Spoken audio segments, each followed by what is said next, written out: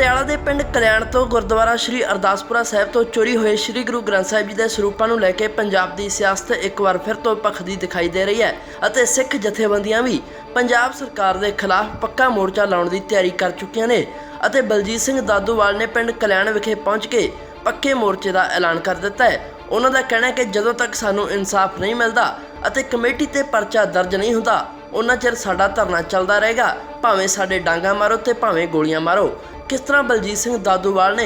इत्थे पक्के मोर्चे का ऐलान कर दिता है, तुसीं खुद ही देख लो।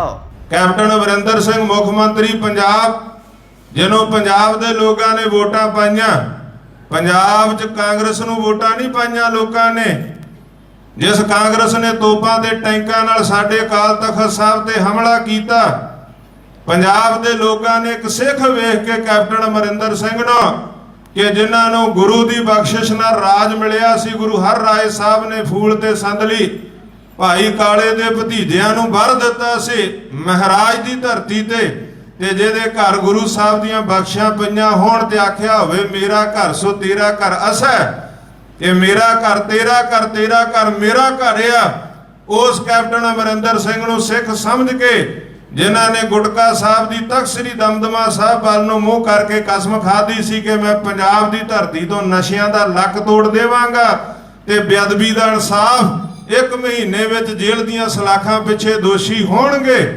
पर जदों राज भाग आया, कुर्सी आई, 1.5 साल का समा लंघ गया सी, ना दोषी फड़े, केवल जांच कमिशन बना दिते, सिटां बना दित्तियां, पर दोषी ना फड़े। फिर बरगाड़ी का इंसाफ मोर्चा लाउणा पिया ते जदों बरगाड़ी का इंसाफ मोर्चा लाया फिर जांच रिपोर्टां भी सबमिट हो गई, विधान सभा च टेबल हो गई, बहसां हो गई, सीटां बन गई, दोषी भी कटहरे च गए। पर जिन्हें कहा सी नशियां दा लक तोड़ देंगा, आ सैकड़े बंदे उहदे राज दे अंदर नशियां दे नाल मर गए आ। शराब पी के तुहाडे सामने आ, गोंगलूआं तो मिट्टी झाड़ी जा रही हर मसले च, पर धन गुरु ग्रंथ साहब के मसले च गोंगलूआं तो मिट्टी झाड़ी जाती साडे बर्दाश्त नहीं है। अज मुसलमान भरा, सिख भरा, हिंदू भरा, ईसाई, बोधी, जैनी सारे जो गुरु ग्रंथ साहब दीयां सिक्ख्यावां नूं नतमस्तक हुंदे आ, सारियां दे हिरदे बलूंदरे पए आ कि 2005 च एक सरੂਪ 15 च चोरी कीता ते एक हुण कैप्टन दी सरकार विच चोरी कर लिया।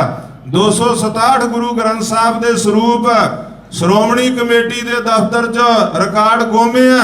वो मसला भी सामने आ। एडा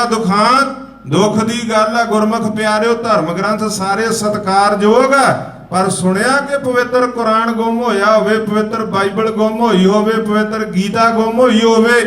जदों गुम होंदे जां बेअदबी पवित्र श्री गुरु ग्रंथ साहब दी होंदी है, बड़ी वड्डी साजिश है इहदे पिछे। सरकारां वेसलियां होईयां पईयां, मचले होए पए, कहंदे जट मचला खुदा नूं लै गए चोर। वो हालात इन्हां दे बने पहलां प्रकाश सिंह बादल दे ते अज कैप्टन अमरिंदर सिंह दे। 10-11 दिन पहलां इत्थे कह के गए सी,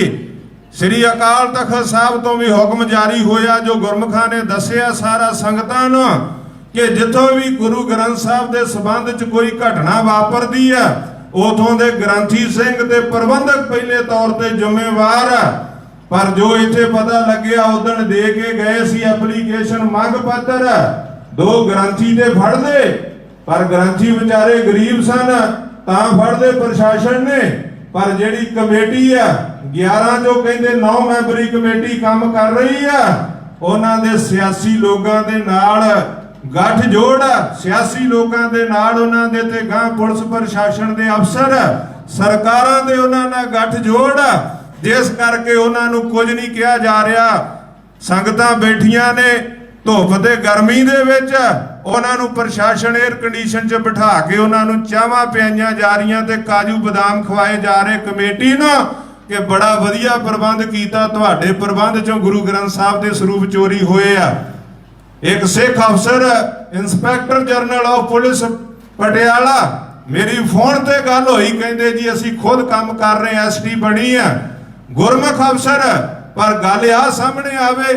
कि 5 साल पहला ਸਰੂਪ चोरी मैनू यकीन नहीं आता कि ऐसा अफसर एक ऐसी बयानबाजी करे जो इत्थे मैनू दसिया गया कि ਸਰੂਪ तां जी 5 साल पहला दे चोरी होए आ इथों हुण दी गल नहीं आ सत्कारयोग बीबी भैन एक राजदीप कौर जिसने कहा कि मैं मई जून दे अप्रैल मई दे महीने आके दर्शन करके गई हाँ अजे 2-3 महीने पहला दी गल आ पर इत्थे गोंगलूआं तो मिट्टी झाड़ी जा रही है सरकार ते अफसरां दे वल्लों पर गुरु दे चरनां 'च निमरता सहित संगतां दे चरनां 'च मैं बेनती करदा गुरु ग्रंथ साहब दा मसला है किसी दा जाति नहीं निजी नहीं सियासी नहीं है वास्ता रब दा कोई इस मसले ते सियासी रोटियां ना सेके जिद्दां सेकियां जा रहीआं 267 गुरु ग्रंथ साहब दे ਸਰੂਪ श्रोमणी कमेटी दे उत्थों गुम होए आ ਤੇ ਸੁਖਬੀਰ ਸਿੰਘ ਬਾਦਲ ਪਟਿਆਲੇ ਧਰਨਾ ਲਾ ਰਿਹਾ ਧਰਨਾ ਲਾਉਣਾ ਸੁਖਬੀਰ ਬਾਦਲ ਨੇ ਉਹਦੇ ਪ੍ਰਬੰਧ 'ਚ ਸ਼੍ਰੋਮਣੀ ਕਮੇਟੀ ਜਾ ਕੇ ਸ਼੍ਰੋਮਣੀ ਕਮੇਟੀ ਦੇ ਦਫ਼ਤਰ ਅੱਗੇ ਲਾਵੇ ਜਿਹਦੇ ਰਾਜ ਸਰੂਪ ਚੋਰੀ ਹੋਏ ਹੋਣ ਤੇ ਇਨਸਾਫ ਮੰਗਦਿਆਂ ਨੂੰ ਬੇਅਦਬੀ ਜਦੋਂ ਹੋਈ ਹੋਵੇ ਇਨਸਾਫ ਮੰਗਦਿਆਂ ਦੇ ਗੋਲੀਆਂ ਮਾਰ ਕੇ ਸ਼ਹੀਦ ਕੀਤੇ ਹੋਣ ਅੱਜ ਉਹਨਾਂ ਨੂੰ ਕੋਈ ਹੱਕ ਨਹੀਂ ਧਰਨੇ ਲਾਉਣ ਦਾ ਰਾਜਨੀਤੀ ਕੀਤੀ ਜਾ ਰਹੀ ਹੈ ਜਿਹੜੀ ਸਾਨੂੰ ਬਰਦਾਸ਼ਤ ਨਹੀਂ ਹੈ प्रकाश सिंह बादल सुखबीर सिंह बादल की यह राजनीति पटियाले दे विच पुलिस अफसरां दे दफ्तरां अगे धरने ये सिख संगतां नूं प्रवान नहीं है उन्हां नूं कोई हक नहीं है कहंदे शैतान कुरान दीयां आयतां पढ़ रहा जिन्हां ने खुद बेअदबी जिन्हां दे राज होई होवे दोषियां नूं बचाया होवे इंसाफ मंगदियां नूं गोलियां मारियां होण उन्हां नूं कोई हक नहीं है ते अज दा इह इकट्ठ आ महापुरुष आगू जथेबंदियां फैसला कीता कि सरकार ने सोचा भी आउणगे चले जाणगे 5 वांगों जिवें 5 नूं आए सीगे इसे तरह आके चले जाणगे कोई नहीं किसी नूं इधरों फोन कर लांगे किसी नूं उधरों कर लांगे ते फोन करके सारियां नूं रोक लांगे पर नहीं ये गुरु के सिख इंसाफ चाहुंदे आ असीं वायलेंस नहीं चाहुंदे झगड़ा नहीं चाहुंदे लड़ाई नहीं चाहुंदे ਅਸੀਂ ਵੀ कोरोना महामारी ਦੇ ਜਿਹੜੀਆਂ ਸਰਕਾਰ ਦੀਆਂ ਜਾਂ ਸਿਹਤ ਵਿਭਾਗ ਦੀਆਂ ਜੋ ਦਿਸ਼ਾ ਨਿਰਦੇਸ਼ ਆ ਉਹਨਾਂ ਦੀ ਪਾਲਣਾ ਕਰਨਾ ਚਾਹੁੰਦੇ ਆ ਪਰ ਸਰਕਾਰ ਨਹੀਂ ਕਰਨਾ ਚਾਹੁੰਦੀ ਨਾ ਪ੍ਰਸ਼ਾਸਨ ਕਰਨਾ ਚਾਹੁੰਦਾ ਇਸ ਕਰਕੇ ਫੈਸਲਾ ਜਥੇਬੰਦੀਆਂ ਮਹਾਂਪੁਰਸ਼ਾਂ ਨੇ ਕੀਤਾ ਜਿਵੇਂ ਭਾਈ ਅਮਰਜੀਤ ਸਿੰਘ ਨੇ ਦੱਸਿਆ ਤੇ ਤੁਸੀਂ ਬਾਹਾਂ ਖੜੀਆਂ ਕਰਕੇ ਉਹਦਾ ਸਮਰਥਨ ਕੀਤਾ ਹੁਣ ਮੈਂ ਬੇਨਤੀ ਕਰੂੰਗਾ ਗੁਰਮੁਖੋ ਇੱਥੋਂ ਮੱਥਾ ਟੇਕਣਾ जाके सामने सड़क ते बह जाना लंगर भी उत्थे आऊ जल पानी भी उत्थे आऊ तंबू भी उत्थे मंगावांगे जेड़े सरकार दे कन्नां ते जूं नहीं सरकदी अफसरां दे ये देखियो किवें मंग की आ जेड़ी 5 तरीक नूं इत्थे रखी सी कि कमेटी दे परचा दर्ज करो अरेस्ट करो पुछगिछ करो उन्हां दी पुछगिछ करके ते उन्हां दा जेड़ा इंसाफ है सानूं दिवाया जावे जेकर उन्हां दे परचा दर्ज अज दा ये प्रोग्राम है कि कमेटी जिहड़ी 9 मैंबरी काम करदी आ परचा दर्ज होवे 295 ਇਹਦਾ ਅਰੈਸਟ ਕੀਤਾ ਜਾਵੇ जेकर नहीं ते लियाओ गोलियां ते डांगा जिहड़ियां बरगाड़ी च बादल ने साडे मारियां सी अज कैप्टन मार लवे असीं सड़क ते चले आ जां सानू इंसाफ चाहीदा ये कमेटी नूं फड़ के पुछगिछ करो अकाल तख्त साहब दा हुक्म आ तुसीं टिच जाणदे सारियां गल्लां नूं सानू इंसाफ दिओ इत्थे रिश्तेदारियां इत्थे पार्टियां ते जोटीदारियां जिहड़ियां इह नहीं निभड़ियां गुरु ग्रंथ साहब दा मसला असीं शांतमई तरीके नाल सड़क ते बैठे आ पहिलां बैठे सिंघां दे परचे दर्ज कीते आ सानू कहंदे उखली च सिर दिता मोलियां दा की डर 4 पै गए कि 1000 पै गए जे तुसीं सानू मुकदमियां दा डर देना चाहुंदे आ ते जिन्ने दर्ज करने आ कर लिओ असीं चले आ सड़क दे उत्ते इंसाफ चाहीदा सानू लिया के हुण दे दिओ मुकदमा